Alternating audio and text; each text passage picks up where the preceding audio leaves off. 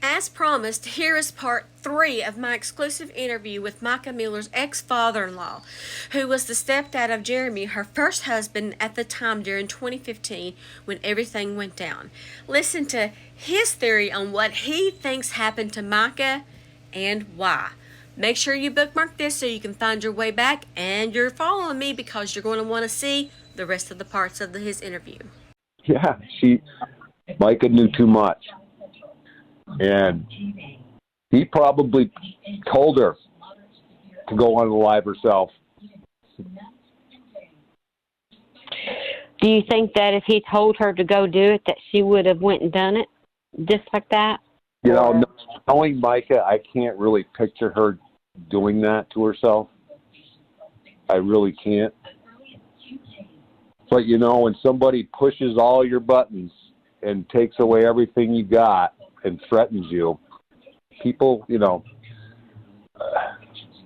can do stuff like that. So I'm very undecided on that. I've been watching all the theories and stories, and a lot of stuff doesn't make sense that we need answers to.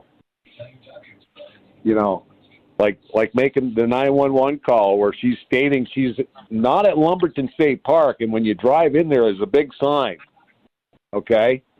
Mm-hmm. And she doesn't know where she is. Right. She thinks she's in where she said she was, Fair Bluff or whatever. Fair Bluff. Where's the park located at? In Fair Bluff. And then she's in Lumberton State Park. Oh, that's where I am.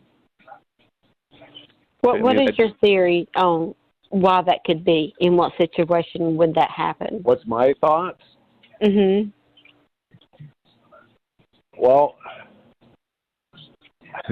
I have several, but I mean, it doesn't make sense to me that she's telling the lady on the phone, 911 lady, that she's in Fair Bluff. And she said it pretty freely, you know, like Fair Bluff. And I mean, because when you drive to Lumberton State Park, there's a giant sign there when you pull into the parking lot. So she would know that she was at Lumberton State Park, okay? Yes.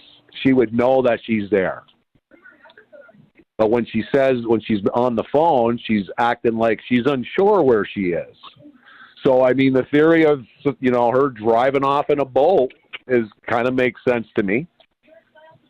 That could have been a possibility. And then the other, but these are all things that people are surmising that we don't know for facts if they're true. Right. You know, like the theory of maybe going out to see her father and the lawyer and discuss stuff. That kind of makes sense to me too. You know, I could see that. Let's go meet somewheres and go to a state park and talk about it. You know. Mhm. The black truck at the store. I mean, he put vinyl over the back silver part of his truck, and that's, you know, people have spotted that. So he could have done that several times. I mean, he just out of the blue thinks I'm going to put black vinyl over my silver. He could have did that. He could have did that and drove out to that store. You know. Right. So that would mean that truck is the same truck, but it's got black vinyl on the back, so it doesn't look like his truck.